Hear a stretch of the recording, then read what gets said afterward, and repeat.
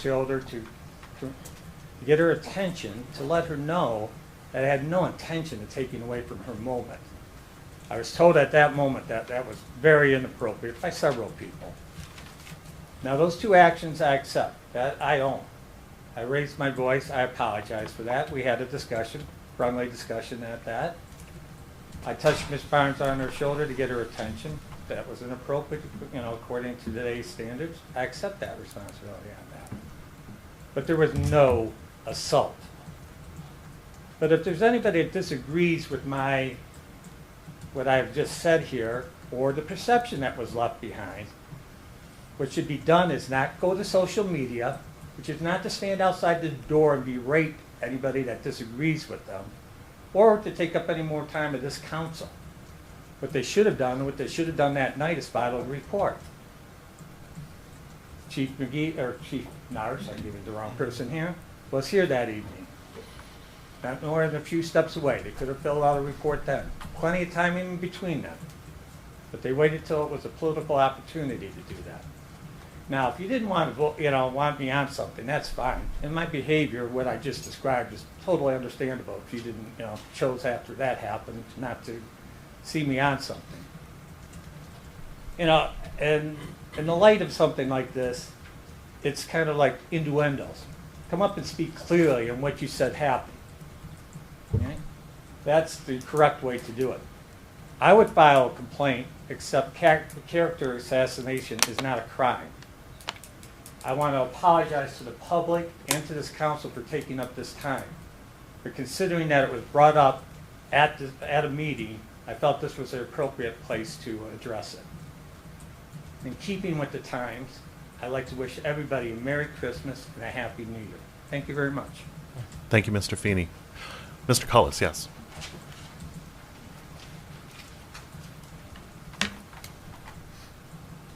George Cullis, 601 East Maple Street. Is that picking up? I wanted to speak tonight on the appointment of Paul Harrington. I've known Paul Harrington for many years, and he and his wife are here this evening. I've known their family. They've raised their kids here in town. Her father lives in town. And Mr. President, I know you didn't know him, but this is a perfect name to bring forward. I can speak for Mr. Harrington's character. You couldn't find a better person. Mr. Harrington doesn't belong to Team A. He doesn't belong to Team B. The fact that he's willing on short notice to step up and serve this community for 2 years, a community where he's raised his kids. They've been involved in the band. They've hosted a foreign exchange student. That's how proud they are of this town. You couldn't find a better person to sit on this council, and I urge all of you to show your support for him this evening. Personally, Paul, I thank you for stepping up and throwing yourself in the middle of all of this. But you will truly be a healer for this council. So, thank you. Thank you, sir. Anyone else for public comment? Yes, Ms. Lacey.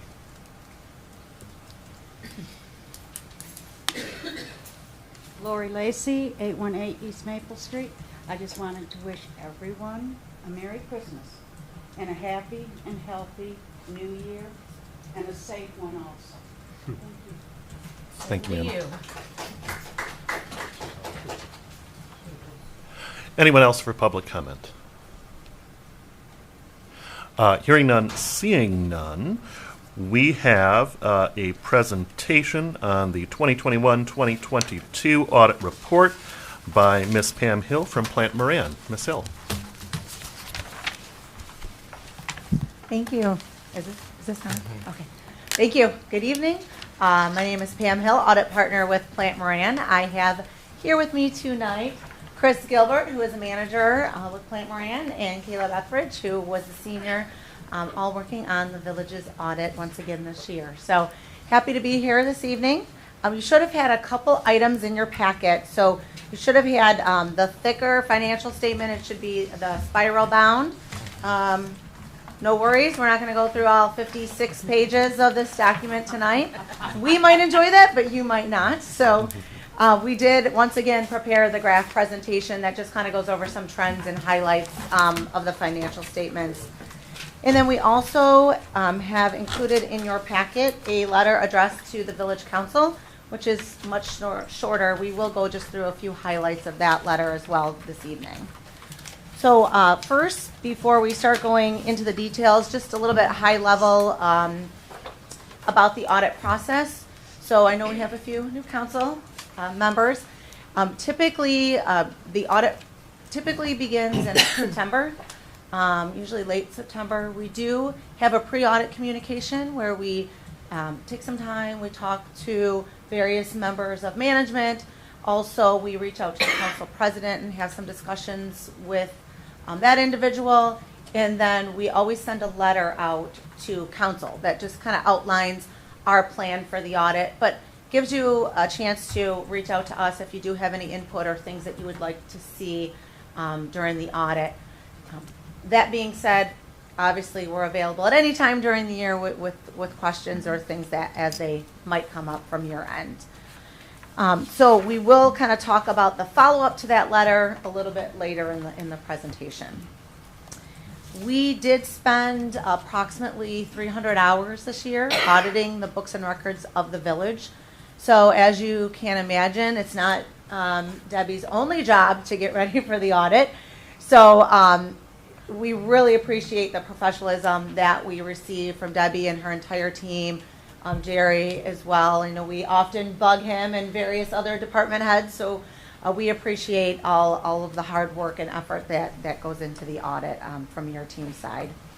So with that, I did want to mention, although we're not going to go through all 56 pages, and you don't need to turn to these pages, but pages 1 and 2 of that report are actually the audit opinion letter. So that's what the village hires Plant Moran to provide. It was, once again, an unmodified opinion. Basically, that is the highest level of assurance that you can receive from your auditors. And simply put, it means that you can rely on the numbers as they are stated within the financial statements. So with that, I'm going to turn it over to Caleb and let him talk a little bit about those numbers. Thank you, Pam. So we want to turn to the first page on the graphs.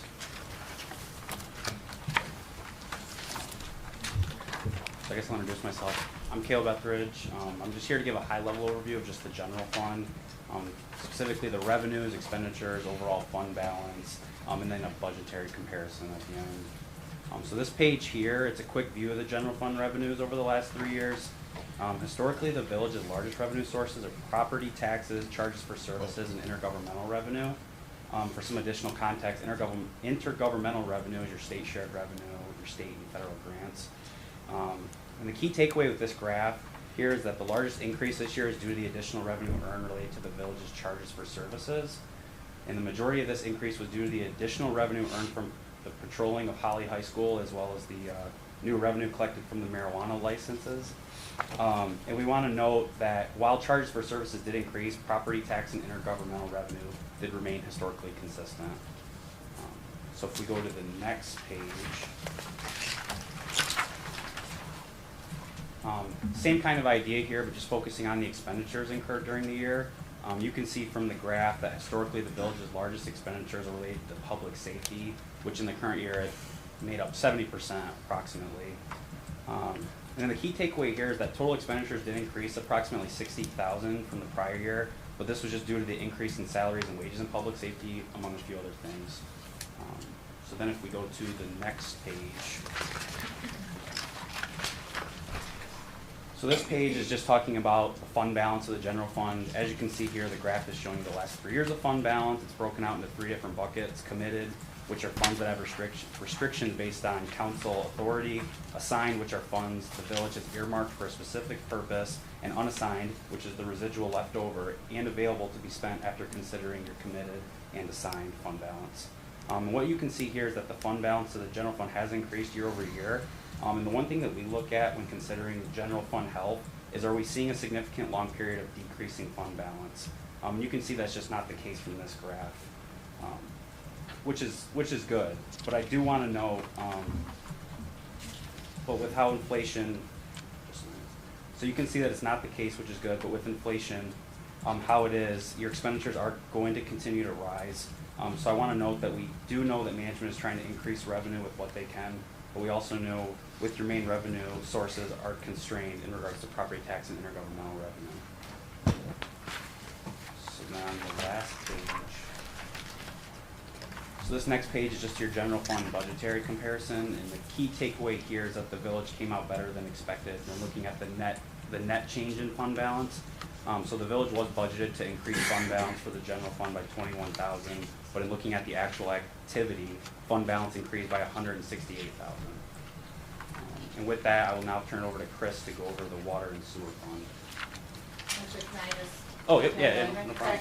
So just gonna maybe recap a little bit the last 4 slides that Caleb covered related to general fund. So I would say end of the year, general fund is in a stable position. You know, as Caleb talked about, expenditures rising. And we know your 2 main revenue sources are very limited, right? So property taxes is gonna be limited to the lesser of 5% or inflation. And, you know, even though it's more than 5% now, it hasn't been more than 5% in quite a while. So it's been rising very slowly. State shared revenues is a pretty small amount of your revenue source, but that's just based on your sales tax collection. So both of those things you really don't have a lot of control over. And then with inflation the way it is, your expenses, you know, definitely is something that you need to keep an eye on. The fact that you've really been able to work hard at monitoring your budget, I think that management and council have done a nice job of really watching those expenses, which has allowed your fund balance to grow to where it is, and kind of in these uncertain times, I think positions you nicely to, you know, if something odd gets thrown at you, you have a little bit of, you know, of a savings. So something to think about, but definitely to consider as you look out in future budgets with rising costs and constraints on your revenue. At some point, something might need to give, right? So you're either gonna need to figure out additional revenue sources, or you might have to look at additional ways to cut expenses. So just to consider, but at the end of the year, it's definitely a stable position from a, you know, a minimum fund balance level. And then I'll turn it over to Chris to talk about water and sewer. Thanks, Pam. So I'm going to start on slide 6 with the sewer fund. So slide 6, so again, kind of similar to what Caleb was talking about with the general fund. This is a 3-year trend analysis that really shows operating revenues in the teal bar and then operating expenses in the orange bar. So in 2022, total operating revenue was around 1.8 million for the year, which is up about 240,000 from 2021. This was partially due to a 2% rate increase from the previous year, but consumption was also up around 20%, so multi-factored there. And with that being said, higher consumption actually also led to an increase in operating expenses. So with that being said, total operating expenses was up about 247,000, so similar to the increase in operating revenue, for a total of about 2.3 million in 2022. So the 2% increase in rate essentially helped to offset the increase in operating expenses. But the fund has been operating at a loss the past few years, as you can see, with an operating loss in 2022 of about 490,000. So with that being said as well, the black line here in the middle actually represents unrestricted net position. So that was at about 1.1 million as of 6/30/2022. So based on operations, this is a stable amount of net position, but I do want to, you know, say that it is important to know that it could get used up really quickly, you know, with capital needs and various other costs as they come due. So just something to keep in mind, and it's important to keep in mind to maintain a good, strong, healthy balance here as well. Yeah, and you can only go so long at an operating loss, right? And then Right. eventually that gets depleted pretty easily. And I know $1 million, I think to pretty much all of us in this room, sounds like a lot of money, but when you think about if there's an emergency or a repair needs to be made on a sewer, it's not like a repair on our car that costs $1,000. It's $500,000 or something like that. So just important to kind of keep that in mind as you look at the operations of the sewer and water system as a whole. Great point. So moving to slide 7 to look at the same deal with the water fund. So in 2022, total operating revenue for the water fund was just about 1.2 million, which was up about 110,000 from 2021. Very similar story here with there was a 2% increase from the prior year, but again, this kind of helped to offset the increase in operating expenses, as operating expenses were up about 130,000 from last year. So the increase in operating revenue and operating expenses pretty much offset. And really similar to sewer, the water fund has also been operating at a loss for the past few years here, with a loss of about 300,000. So overall, for both sewer and water funds, it's just a good idea to continue to monitor where you're at year over year, and just help to identify if enough revenue is being brought in to run the systems, and also to set money aside as needed for future capital needs, as Pam was pretty much saying. So again, the black line here in the middle also represents that unrestricted net position, which for water fund in particular was about 2.8 million. So a little higher than sewer, but similar to sewer. It is a stable amount based on the operations, but some things to keep in mind, could get used up very easily if something happens during the year. So just important to keep an eye on that and keep that in mind when you're looking at these funds. We do know that management always has a focus on this. They're always looking at the rates and if they should be bringing changes to you. So I know that's something that's being discussed as well. So maybe we might hear more about that in upcoming months. So the last slide on slide 8 is talking about your legacy costs, so pension and OPEB. So like many other municipalities, the village has two major employee benefit obligations, which the first one on the left-hand side here is your pension plan, which is at MERS. So the total assets in the plan as of 6/30/22 is just about a little over 9 million, and the total liability is just over 17.5 million. So the plan's about 51% funded. The one thing I'll say here is, looking back a few years, it was about 45% funded in 2018. So you'll see kind of an incremental increase the last 4 or 5 years of a couple of percentage points, which is good news here. The village has been making additional contributions, which has helped with that. And I think you've benefited from the last few years with the market being up a little bit. So investment income has kind of helped you there, the gains there.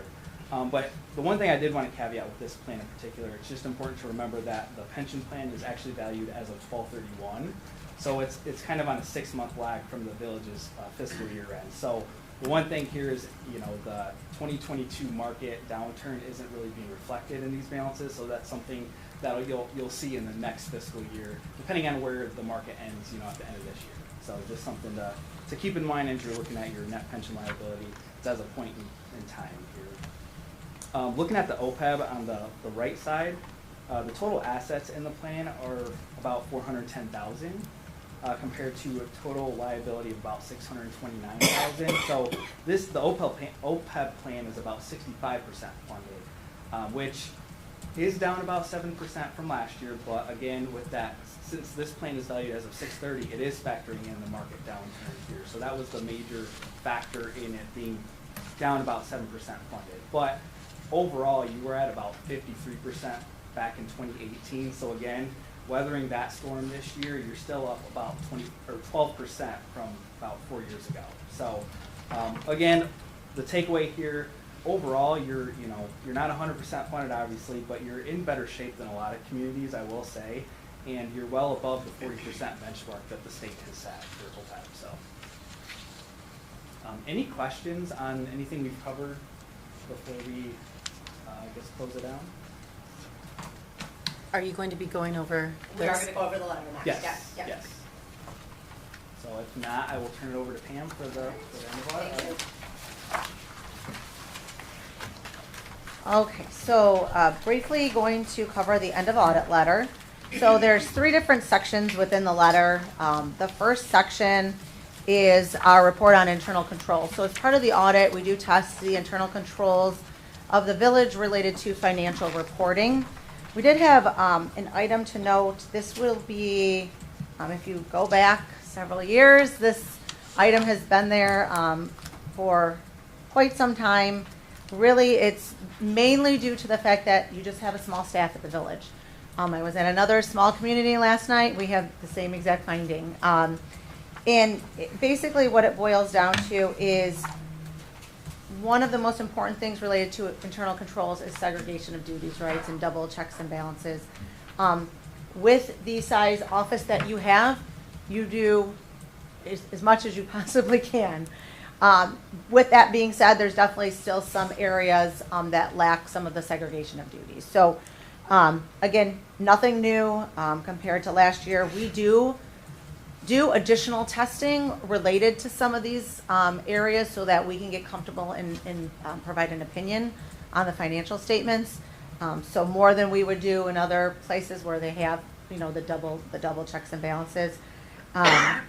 One thing that was a little bit different this year, and those of you who were on council last year will remember some of the issues with ADP and the implementation of the payroll software.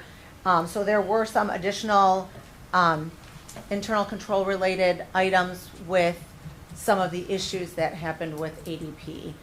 Those will be gone in 2023, but that is something that if you were to kind of compare this year's finding to last year, that would be one additional item this year. And again, we did some additional tests around the payroll to get comfortable with those numbers within the financial statements. Section 2, as I mentioned earlier, Section 2 really represents the follow-up to that initial letter that we sent to council prior to the audit starting. Prior to the audit starting, it talked about what our plan was.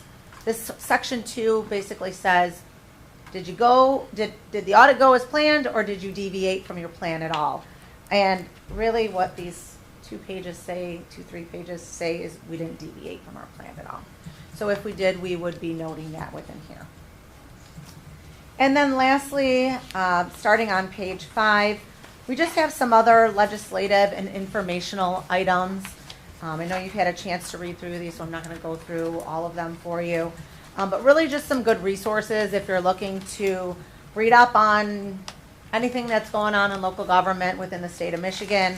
Also, we do have some links to our website, so if you're looking for additional information just in general on what's going on in governments within the state, we do monthly perspective email. So I always like to joke it's not spam email. You're not going to get an email from Target 10 times a day.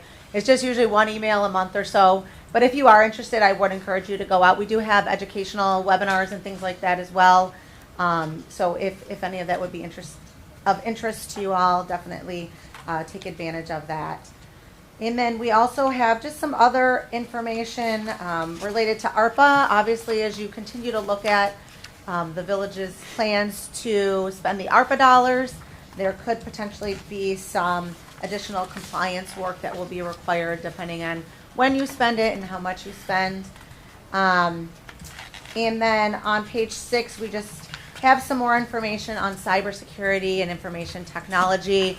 As you all know, that's not going away. Unfortunately, cyber threats are constant, and it doesn't matter how big of an organization you are. In fact, sometimes they target smaller organizations because they can make a couple quick, couple $1,000s and move on, then they're going to do it. So really something that we've been talking to all of our clients on is looking at your cyber risks, where that risk doing a risk assessment, seeing where the risks might lie, and then taking a look and thinking about that as you budget going forward. Do you have a cyber budget line item? Is it part of your IT controls? So just something that we're really encouraging our clients to really start thinking about on the governmental level. I think on the private sector, they've probably been doing this for a while, but we all know governments, we always lag behind just a little bit. So just something to consider. Happy to chat more on that too at a future date if that would be helpful. So I think that was all I planned to cover. If there's any questions or anything we can Mr. President, answer. do I direct my questions to you for procedure? Either way. Okay. Page 2 near the bottom. Yes. My question is to perhaps the president or the staff. If I'm reading this properly, it looks like there's a recommendation to implement procedures to segregate the relevant financial and ledger transactions to mitigate potential material misstatements. Is this something that we need to do or that we have done? And am I reading that properly, that this is a recommendation that we should tend to? So maybe I can answer, and then if Debbie or Jerry want to. Definitely over the years, we have worked with management to implement as much as they possibly can. Part of the struggle is being down individuals within the office. So I know that others in management have stepped in to do certain duties to try to mitigate it as much as possible. It is oftentimes hard in a small office to fully mitigate these types of things. I don't know, Jerry or Debbie, if you want So to. currently, right now, and I have a sore throat, so fortunately for you, I'll limit my speaking tonight. But so for the past several years, because of the lack of staff, I've stepped in and done some reconciliation on the bank accounts. On January 3rd, we have a new employee that is starting. On January the 3rd, then Megan Jones, who is currently a deputy clerk, will be moving into a budgeted but vacant position of deputy finance director, and then we have a new employee starting as a deputy clerk that same week. And so that will be first step in adding new employee into the process of reconciliations. I still may have some part in it, but the majority of that check and balance, there hasn't been any issue, but the majority of that will be then between Megan and Debbie, and then of course the auditors who spend a lot of time looking us over. Thank you, Jerry and Pam. If we can turn to page 4, please. Halfway down under corrected and uncorrected misstatements, it looks like there's a $10,000 discrepancy, and I'm wondering if the relevant staff has made appropriate financial statement corrections, or perhaps it's been decided that it's not an issue that needs to be tended to for future material misstatements. To whoever Yeah, could best answer. I can answer please. that. So, so sometimes during the audit, we find something that was missed. I mean, there is a ton of checks to go through, invoices that come in after the end of the year, and making sure they get in the right period. At some point, it becomes, you have to say, all right, I have to cut off at some point, right? Just because you could probably still be looking and might find something that needs to go back into the fiscal year. So there was one thing that we found that is it is recorded properly, so that the cash went out, the invoice was paid timely. It was just that the expense was recorded in fiscal year 23 instead of fiscal year 22. So it's merely kind of a timing difference. So it is properly recorded. And because of the timing and the amount of work it takes to run everything through once your books are closed, the village decided to pass on making the adjustment and moving it back into 2022. So it is a proper expense. It did get recorded. It's just depending on the period. That makes sense. Yeah. I appreciate that. Yep. Thank you. I have more. Page 5, please, near the bottom. It looks like there's a recommendation being made. Should we request Plant Moran to assist in this evaluation? It looks like that's what they're recommending. Or does the village management have a recommendation? What are the options? Which paragraph are you looking at? Under I'm sorry. coronavirus, state, and local fiscal recovery funds, alternative compliance examinations, or is the evaluation already complete, or are we compliant? So, so what this relates to is, if the village spends more than $750,000 of federal monies in any given year, you are required to have a federal compliance audit. When ARPA funds came out, many communities who've never had to have a federal compliance audit because they just don't spend that type of federal dollars, now found themselves in a position where they would have to have a federal compliance audit. And so the Office of Management and Budget, which governs reporting and compliance over federal spending, said, all right, we're going to lessen the burden a little bit for those communities that are only over the 750 because of ARPA. And so there's an alternative to having a federal compliance audit. It's a little bit less intensive, and it's a compliance examination. So there's nothing to do at this point. We will continue to have conversations with management throughout the year.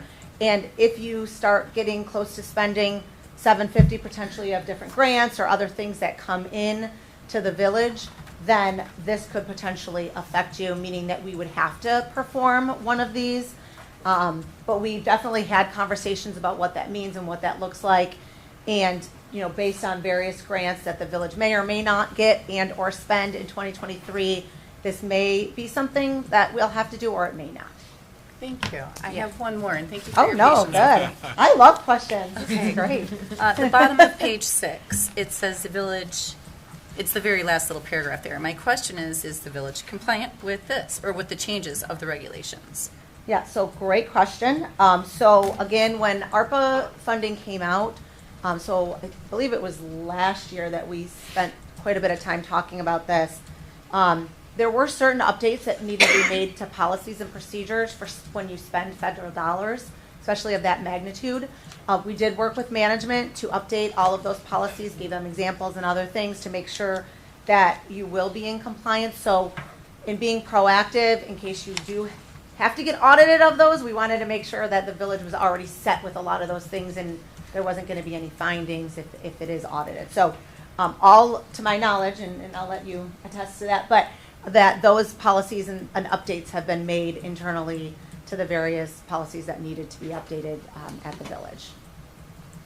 Right? Correct, Yes. yes. We passed a different ordinance that was required by the federal government in order for us to use ARPA funds. Okay, thank you. And I would just say as a follow-up to your one question on page 5. So right now, we do have several grant requests out and under consideration that may put us over the 750, but there's no guarantee, obviously. And right now, we don't qualify to have to submit those. So, we're kind of in a holding pattern. If we don't get those grants, then we won't have to do anything. If Chief McGee is successful in getting his ladder truck grant or something similar to that, then of course we would. So, just as an example. Thank you.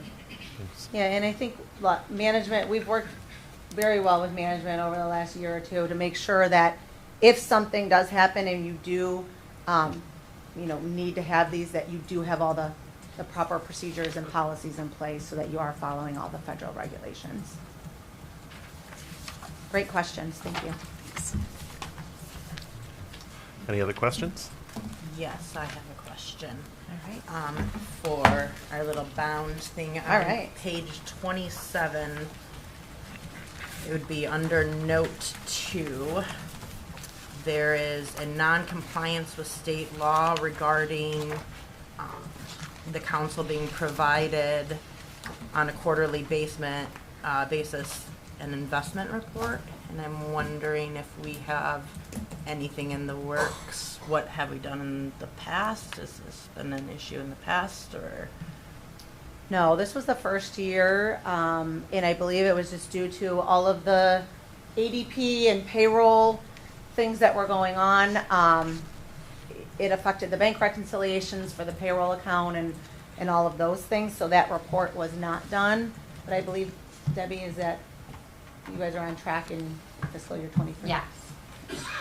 And that will be provided at council or just the separate finance committee, or? No, with council. Okay.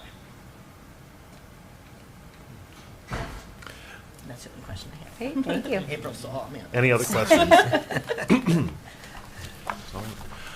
Thank you very much.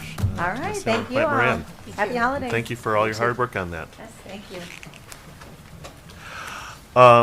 There is no old business. Item number 1 under new business, consideration of the approval of resolution 2022-045, confirming the village president's appointment of Paul Harrington to the Village of Holly Council.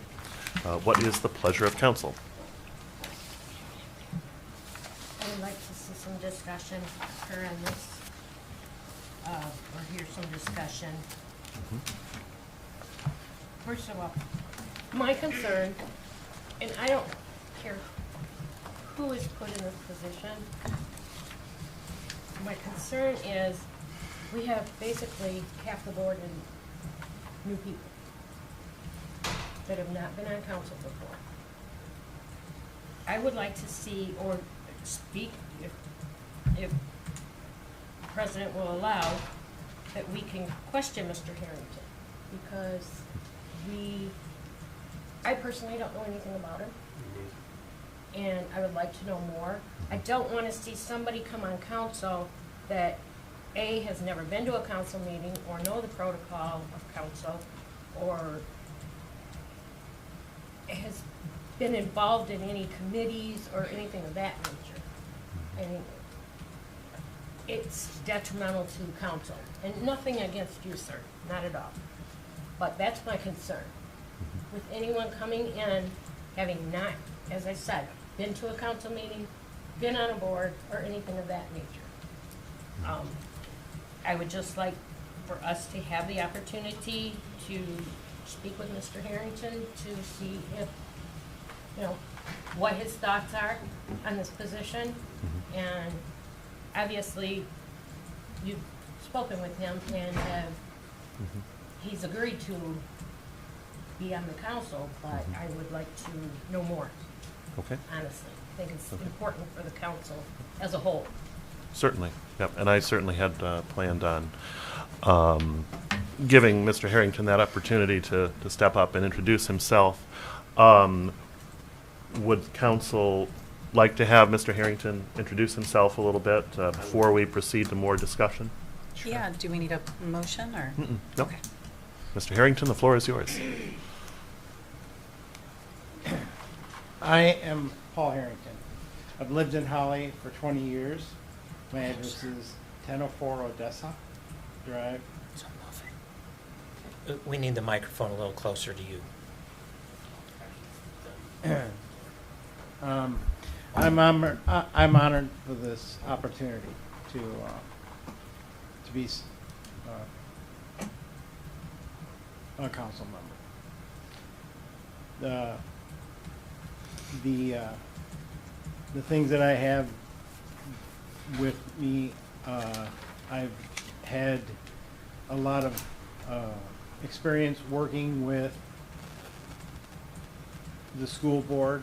I mean, not the school board, but the schools. My kids have attended the school. I was involved in the band and theater. My children all attended Holly schools.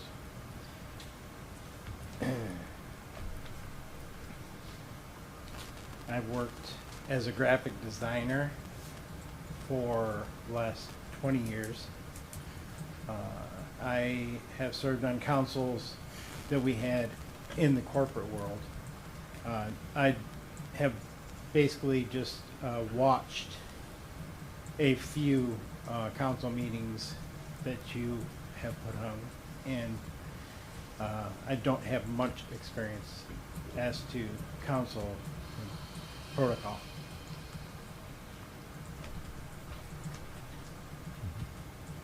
But if you would like to ask questions, I'll do my best to answer them.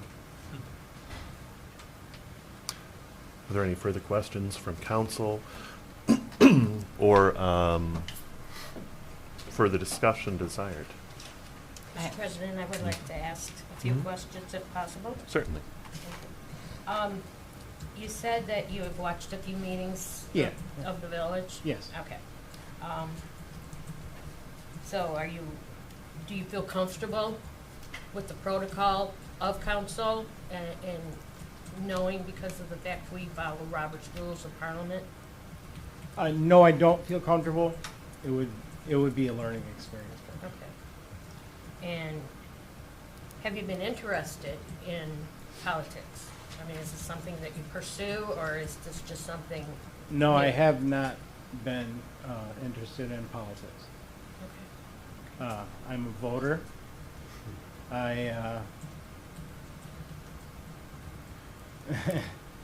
Basically, that's all I can say right now. All right. And the councils that you served on in the corporate field, can you elaborate on any of those? Oh, yeah, there's safety committees that I've been on, problem-solving committees. I am a production manager of the company that I work for right now. I run the business aspect of the company. But the committees that you served on, were you a member? Were you a board member? No, What type of committees were they they? were I guess I very would they need were to know. very basic Informal? committees. Yeah. Okay. Okay. All right then. Thank you very much. I just was going to give you the opportunity to maybe say what you think you could bring to the table here. Well, I care about people in Holland. I'm gonna vote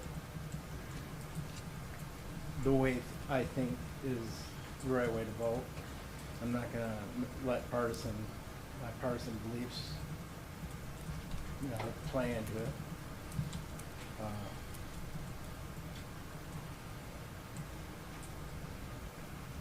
That's all I can say. And then you said that you are involved in the safety world. Are you familiar with like ISO procedures? Have you ever worked or something like that? General Motors. Right. Yeah. Right. Yeah, So, we- yeah, that would we're an that ISO company. it's audits for safety and stuff. So he's got a little history if he's gone through an ISO audit.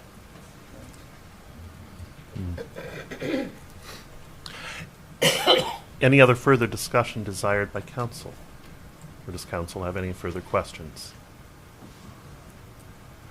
If you don't mind. Yeah, go ahead. Do you have any other relevant work or educational history? I have not attended college. I took a few classes. I'm a graphic designer. I work well with others.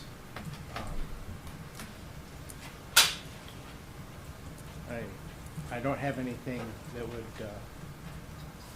be considered this type of work related.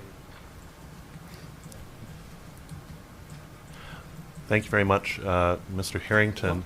Oh, yeah, go ahead. I just wonder what your goals would be as a councilman.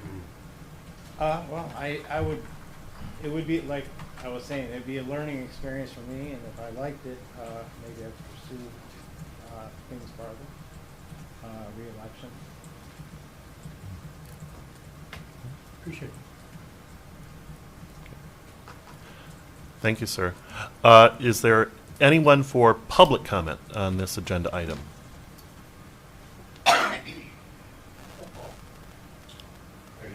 You got us, Yes, Well, sir, let's- this is my wife right here. get them to do the right thing. Yeah, let's, Gotta come up with it. yeah, if we have public comment on the item, if members of the audience could please approach the microphone and state their name and address for the record before making their comment. Okay. Okay. I'll ask that question for them then, maybe, That'll because I work. catch it. I catch what they're, you've talked about your professional history a little bit, but tell the people a little bit about your family, about, your background, that way, personal side of Okay. life. Yeah, I have a family of 6. My children are all very well mannered. They get along with others. They're attending colleges. They're in the working field. My son John is a nurse. My daughter Nicole is an international relations major. My daughter Mackenzie has just started at Oakland University, and she's doing extremely well. First semester is actually behind her now, and she did really well. And I've been married for 20 years to my wife. I was going to say, you're missing the most important one sitting behind you today. My wife, I'll say it this way. I'm the head of the family, and she's the neck, and she turns me wherever.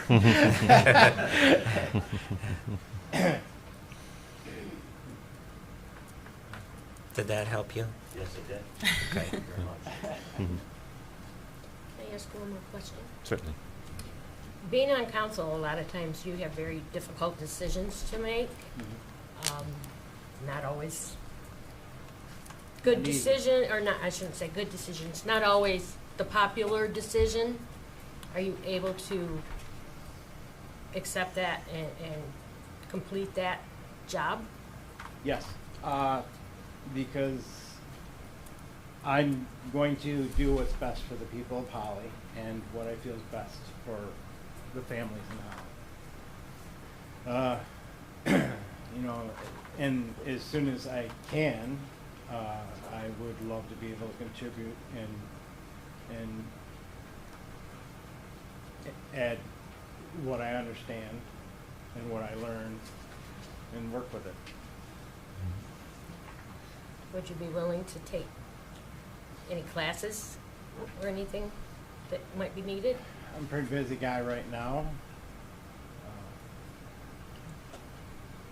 I don't know if I have time for classes. Were you thinking more of the trainings that are available through MML? Yeah. So Yeah, I didn't even not notice.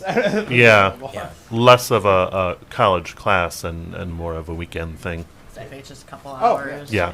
Yeah. I would be willing. Both of these ladies have we were just talking about some of their classes they just went through with MML.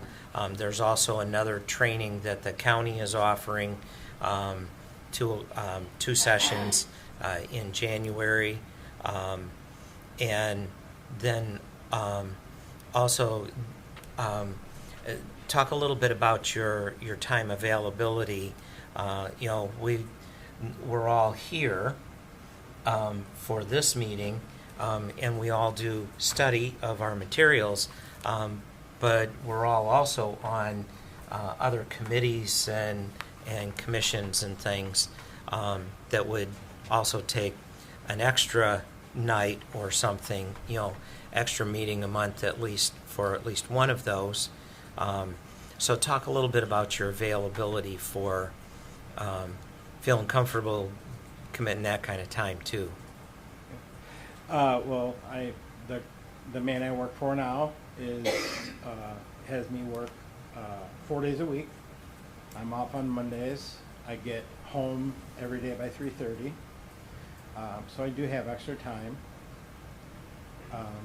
I usually have a bedtime that's being interfered with right now.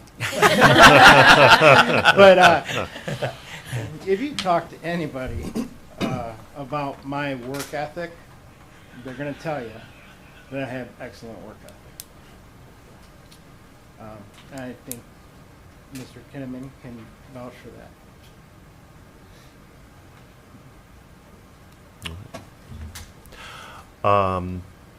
Thank you very much, Mr. Harrington.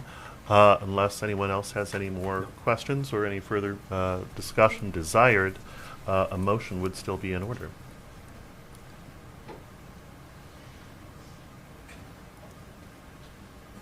I'll make the motion to appoint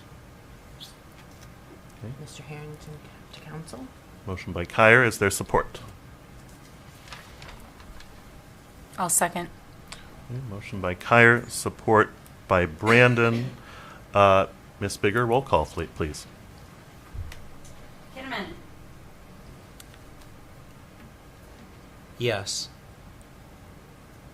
Kyer. Yes. Perkins.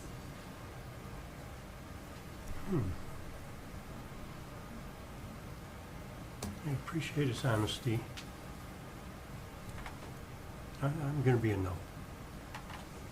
Musgrave. I would like to see a little more involvement with, board members. I understand totally. I've been told you come with good references as far as being a stand-up guy. I just know how, I've been on council for a long time and in government for over 20 years, and I know how these things fall, and it's important to have that knowledge, and for that reason only, I would have to say no. Brandon. I've heard a lot of good stuff about you. I've been studying up on you, and a lot of people have faith in you, and I think that you're willing to take the classes, so I'm gonna vote yes. Delaney. Yes. Motion carries. Congratulations, Counselor Harrington.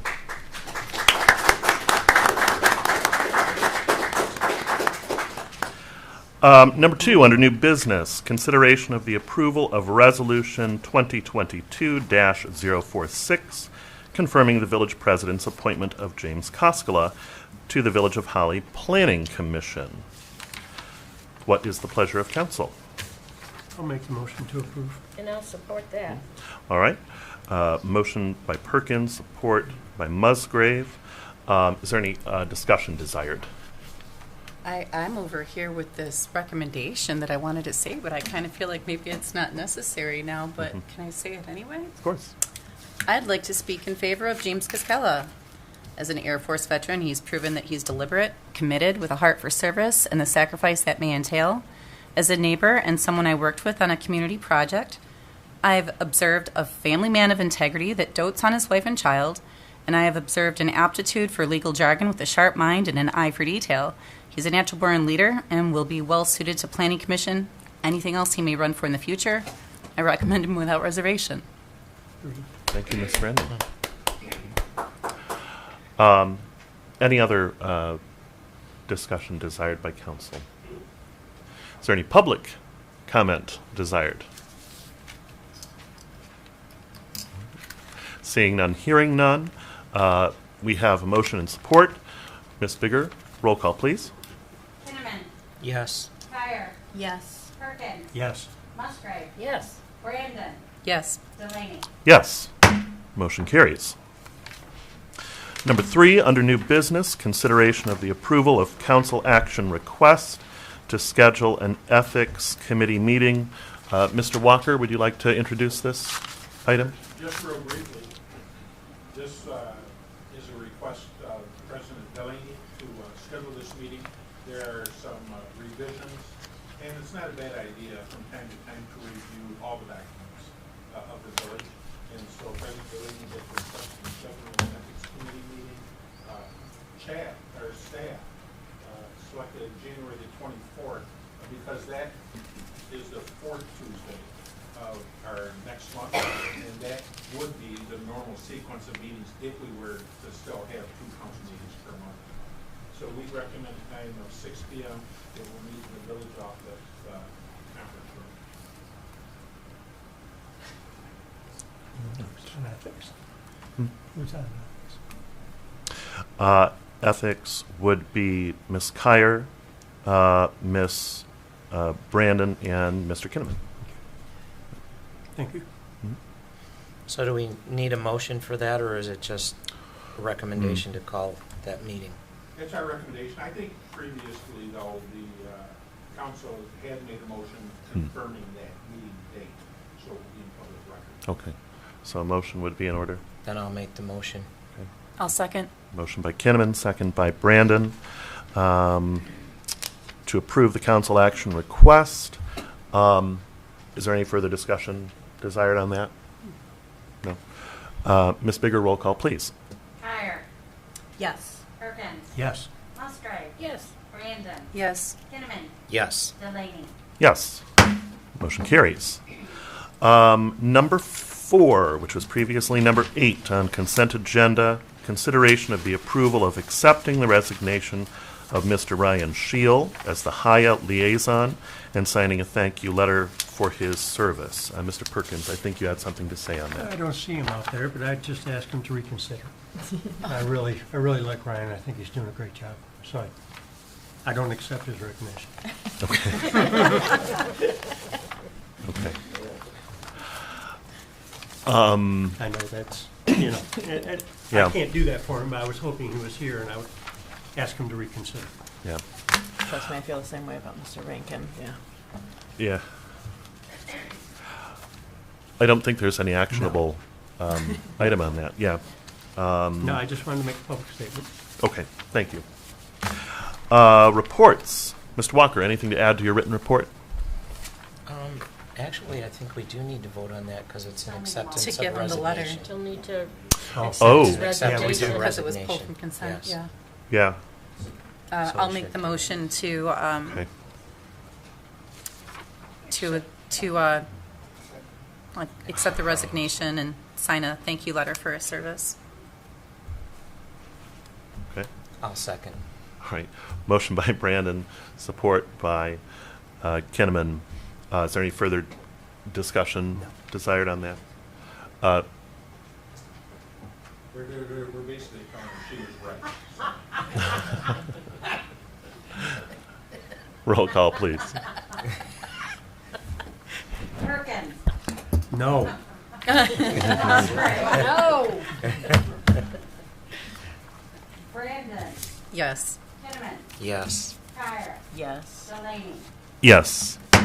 Motion carries. This council likes to keep people against their will.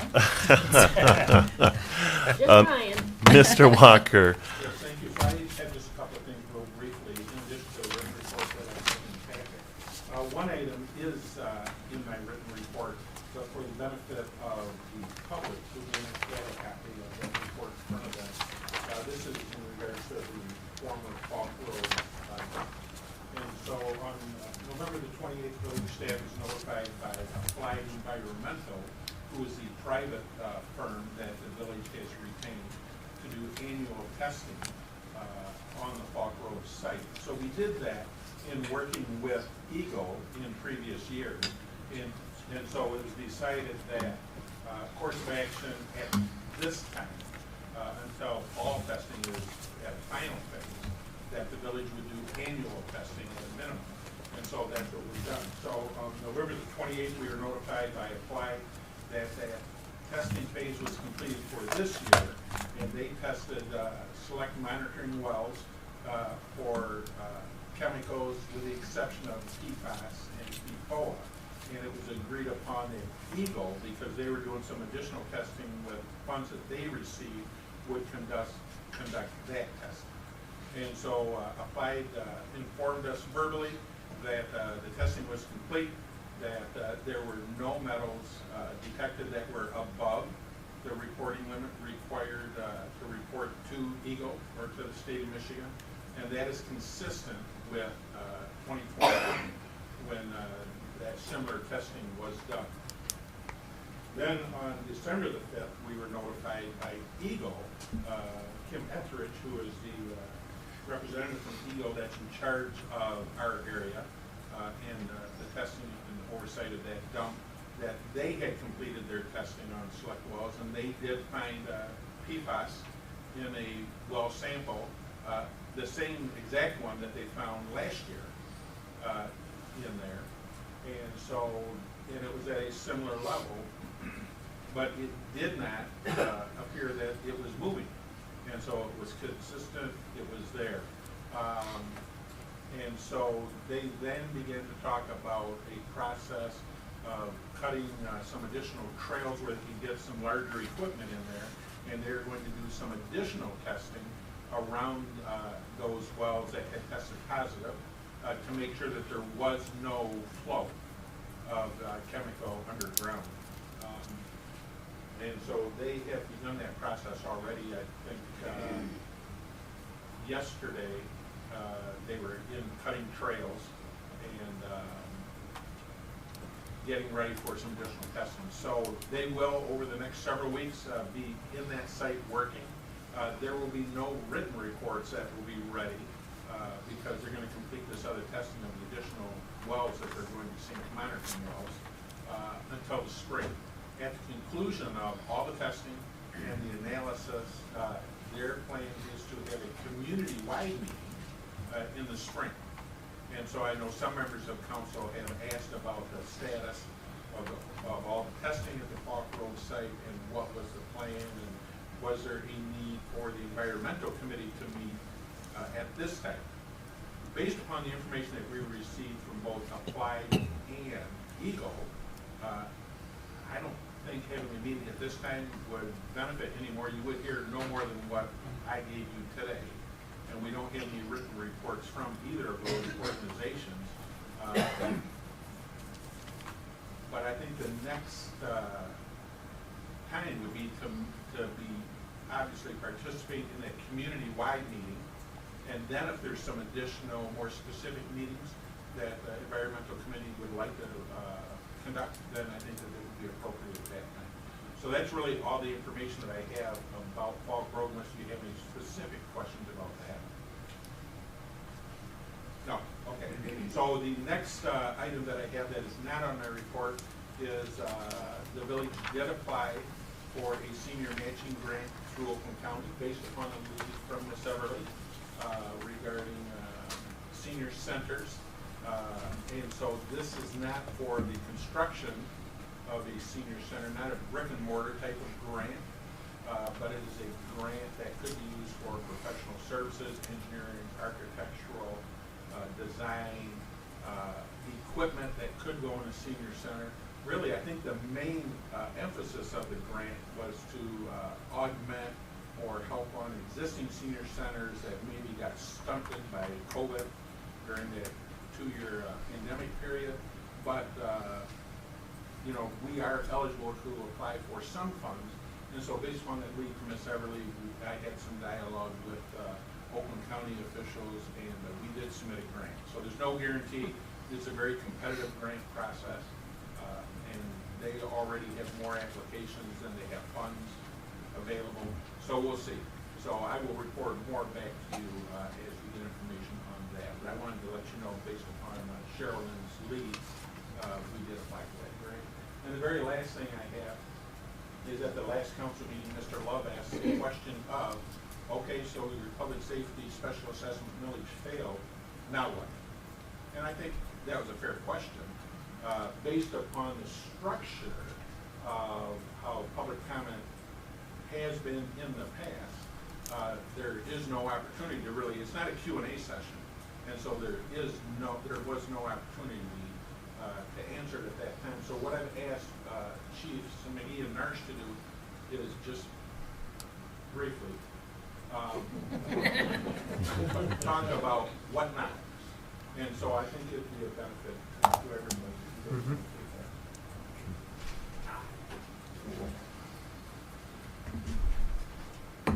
Here's my report.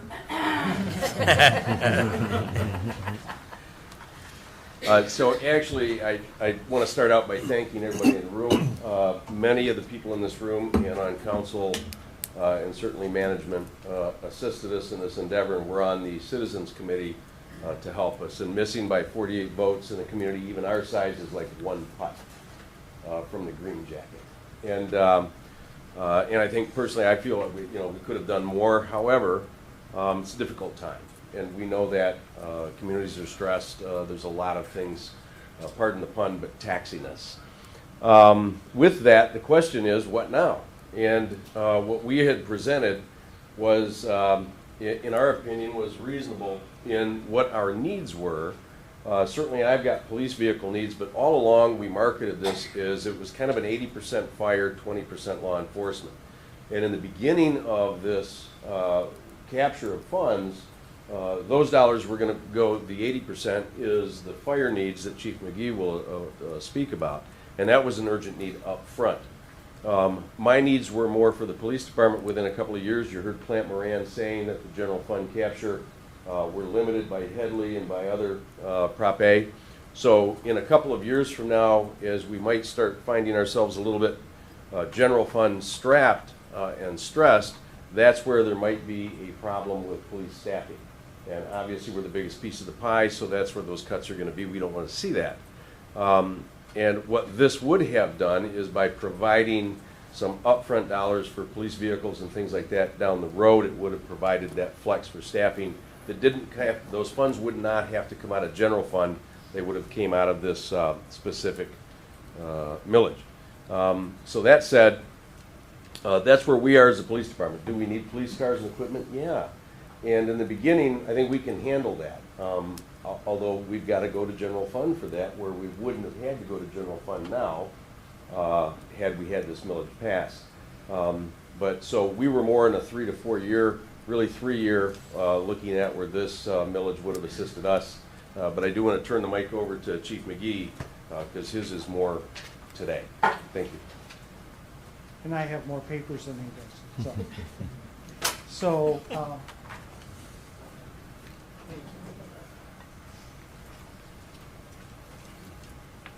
I'm a visual aid guy, so Yeah, we heard that about you. it's true. We still love you, Steve. Sir?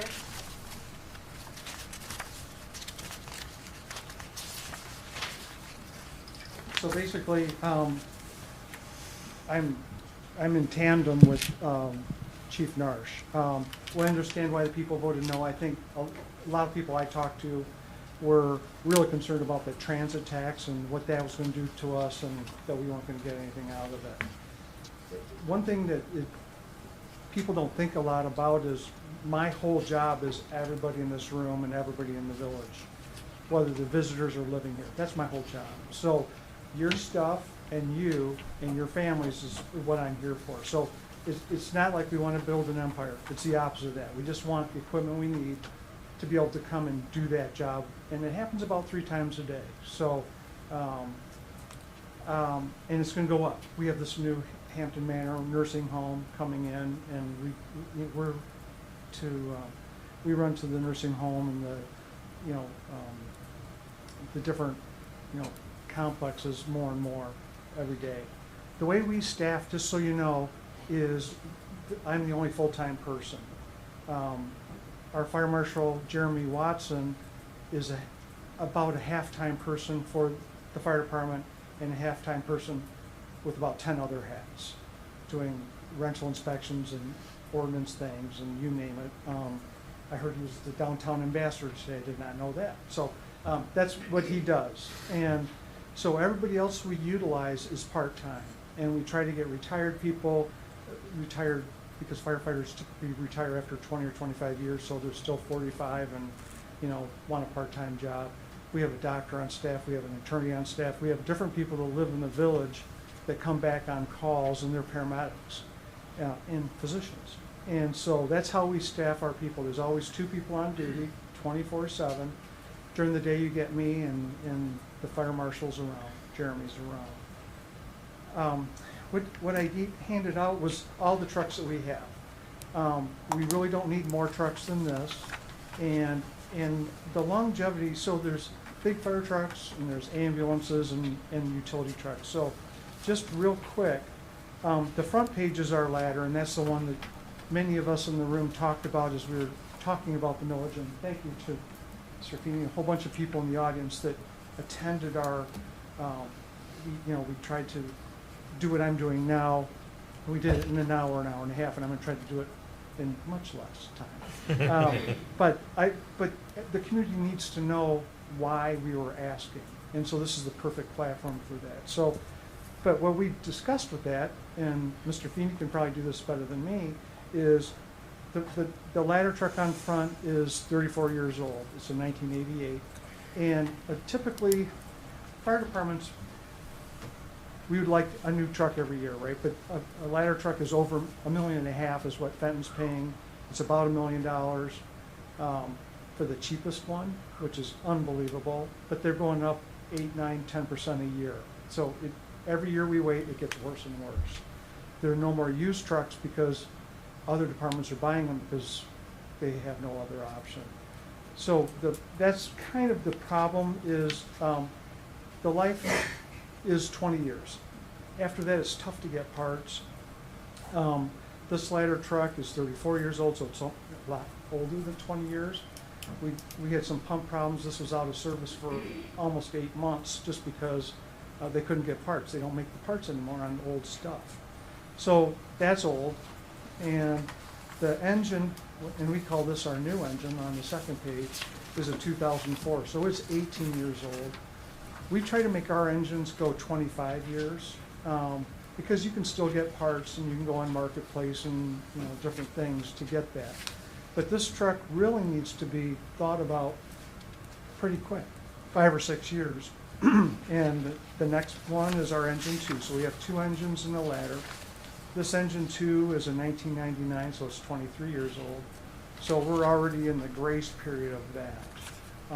And part of our plan, had we got the millage, was to get a ladder and an engine, and then push engine 1 into engine 2, so we get less use. So that was our intent. The next page is our ambulance. That's 6 years old. Typically, ambulances, a box style like this, can go 7 to 10 years. So we're still good here. There's ARPA funds that we have another ambulance coming, which would cover the next page, which is a van ambulance. Those typically go 5 to 7 years, and it's 17 years old. So it's I'm sorry, you said it's 17? 17 years old. So, yeah.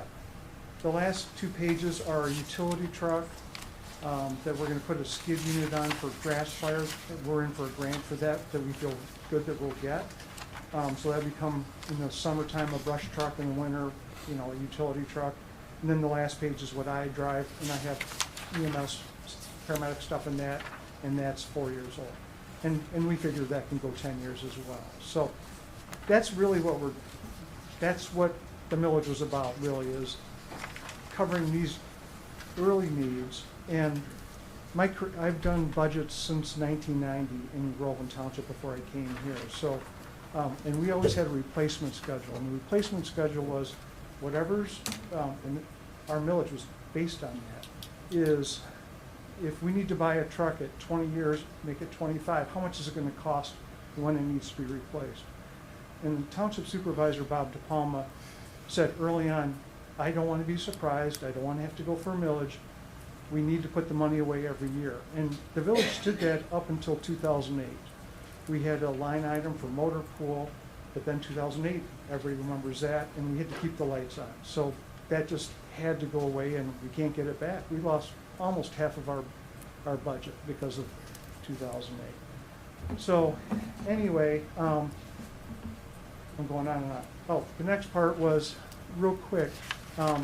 So part of this, our presentation was, we were, the village manager, I know you don't believe this when you hear all the millions of dollars, he's very frugal.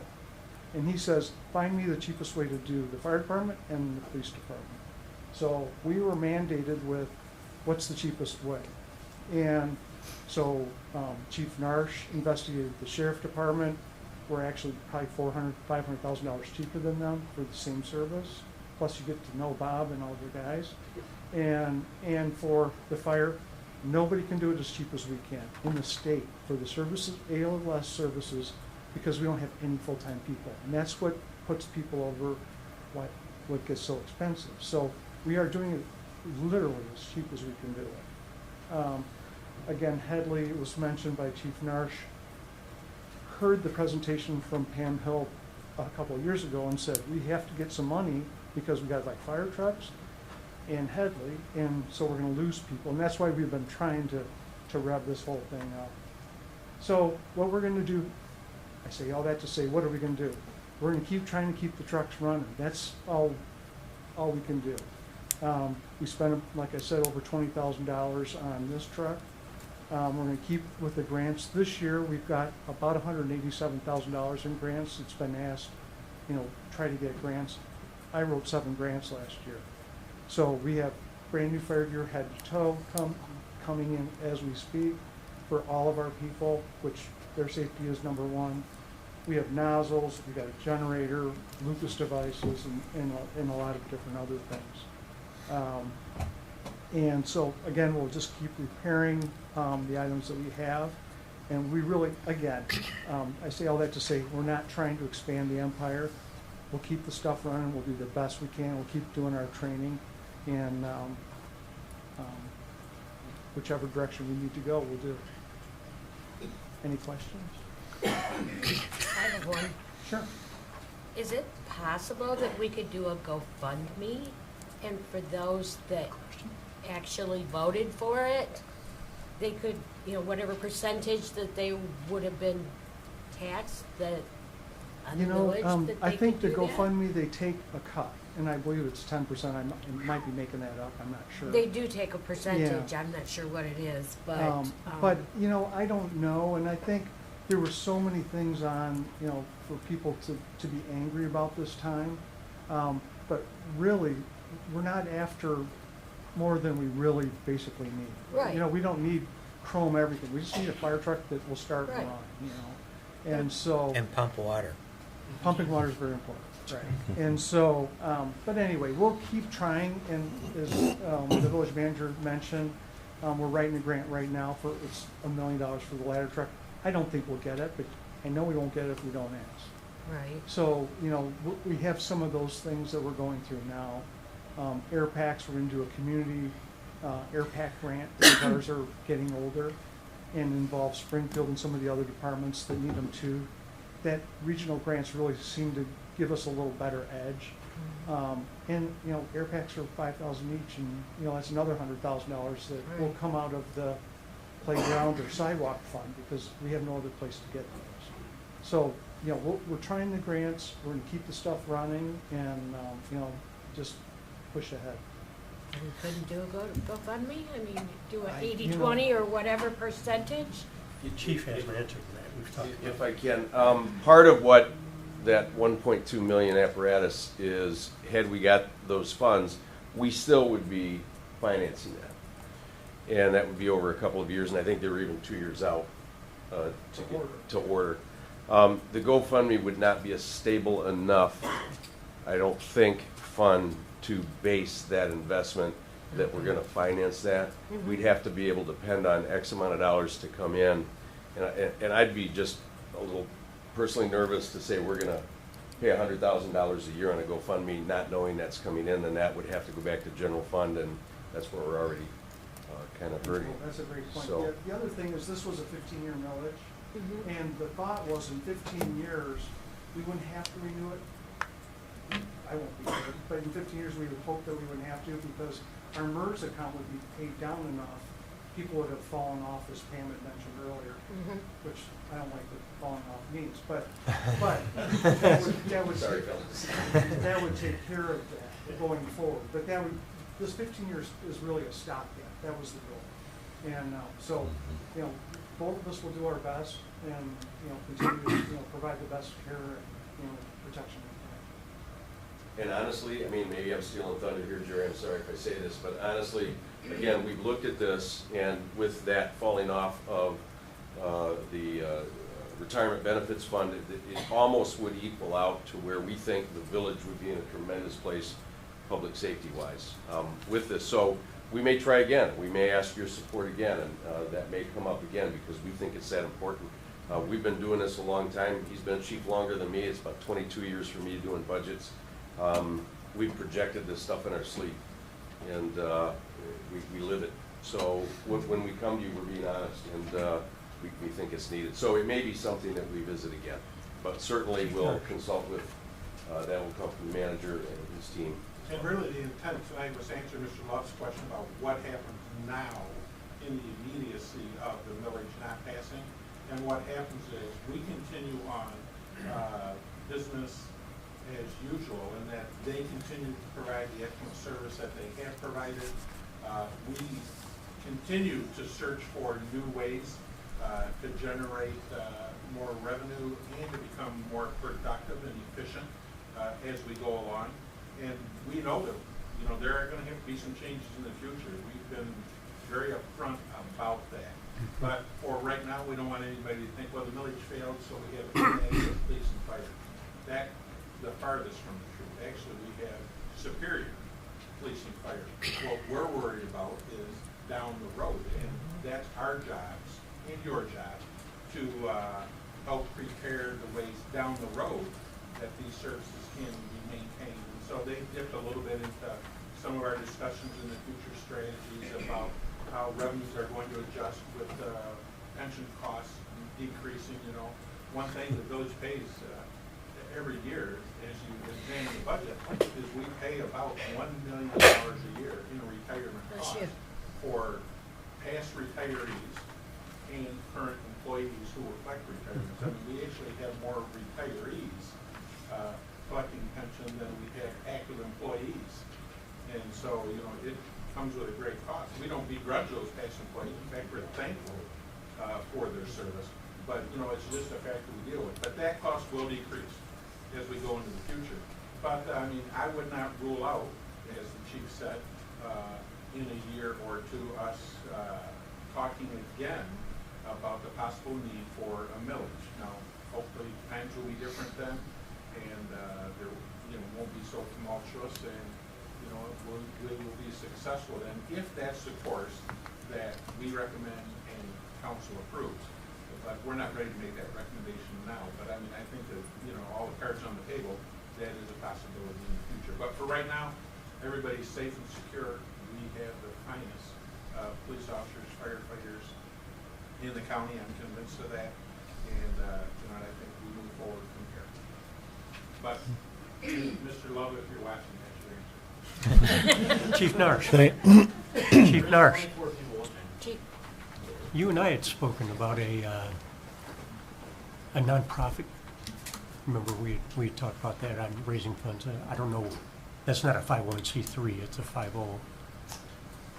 Yeah, and again, that was for some other things more Right. community policing oriented. That's underway. We'll have our, Lord willing, our 501c this year. And that's more community policing functions. But is there anything that we could do in that realm in regards to our fire department? Honestly, and your department as well? My only concern is that we would have to have an assurance of such a level of funding to invest in $100,000 or a $60,000 for police equipment annually. That if we didn't have that, the only recourse would be to go back to general fund, and that's where we don't have it. So I'm just worried that we don't have that assurance. Okay, I just wanted to pick your brain a bit. But yeah, thanks for bringing that up, because we're going to do that in more of a community policing aspect. Okay. Yeah. Thank you. Sir. Thank you. Mr. Gildner, do you have anything for us this evening? I really don't. This is typically a slower time of year, but especially for new council members, I'll take the opportunity just to explain, because more often than not, you may hear me say, no, there's nothing to report, and so you may be asking yourself, well, what does he do? What exactly does he do for the village?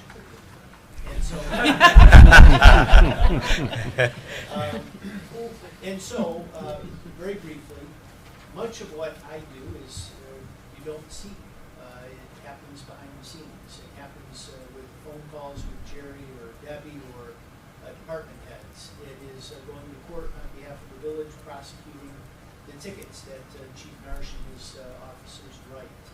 It is handling the code enforcement cases that the code enforcement officers pursue.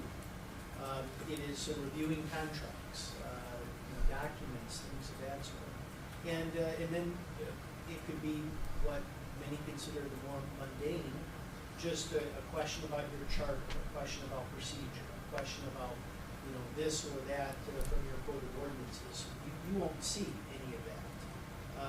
And I don't see fit really to explain all of those different things that we do.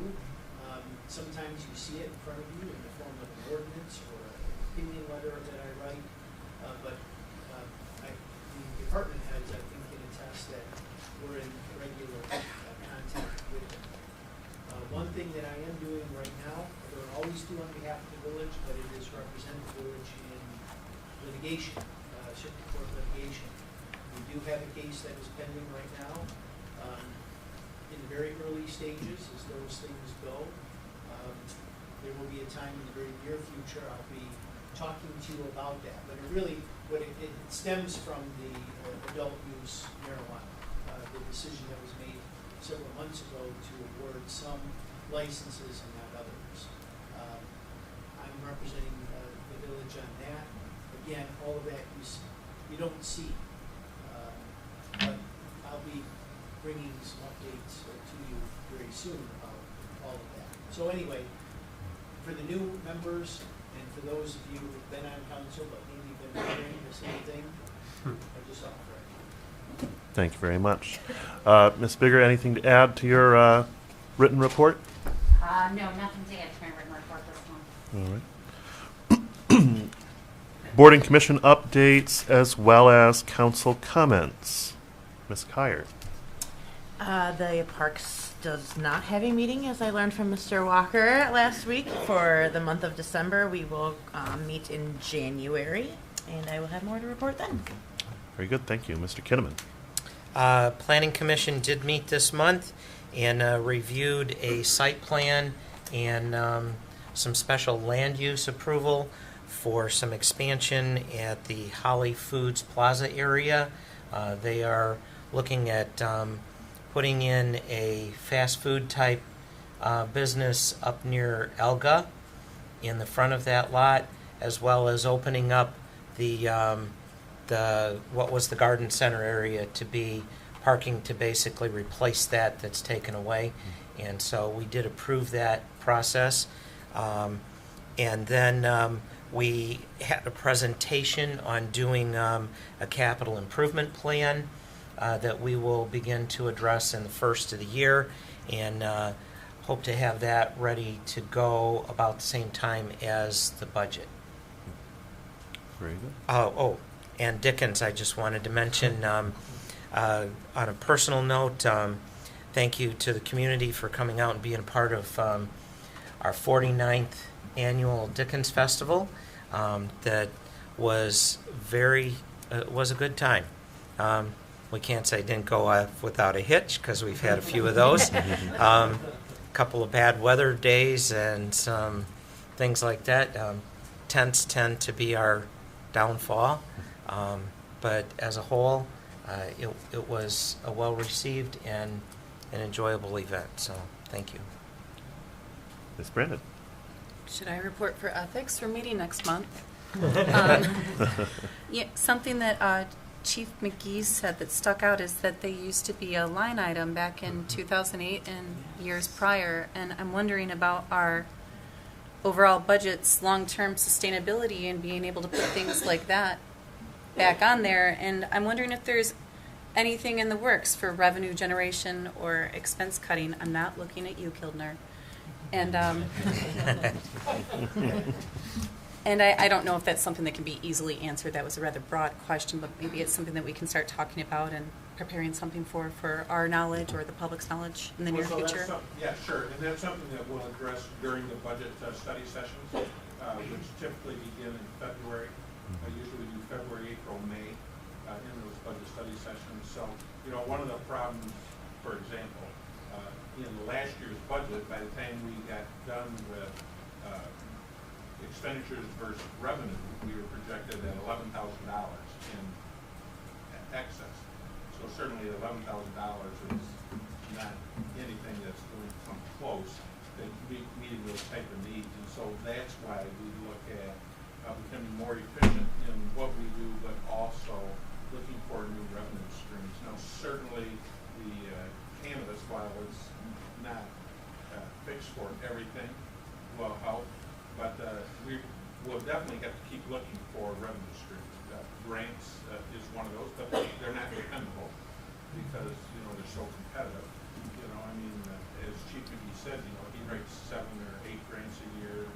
The police chief, the DPW director, Debbie and I, you know, we submit grants each year too, but you only get a certain amount of those. So, yeah, we will present more of that information into the future as we get into the budget talks. Thank you. Mr. Perkins. HTC did not meet. I'd like to welcome aboard a new council member and new committee members and returning members. And Merry Christmas to everybody. Ms. Musgrave. Nothing to report, and I would like to piggyback on Mr. Perkins. Merry Christmas to everyone, and sir, welcome to the board. And we probably need to get him sworn in. Yep. Well, that will be on the January agenda, I assume. So actually, we have been in contact with Mr. Harrington to come get sworn in the office prior to that meeting. Okay. I mean, at times we do ceremonial type swearing in at the next public meeting in case you have a family that would want to attend. But that's something that Mr. Harrington and Ms. Perry will. Perfect. All right. And also, yeah. to Jim, welcome to planning. Glad to have you aboard. Personnel did not meet. Finance did not meet. I have nothing further to add to that except to say very Merry Christmas and Happy New Year.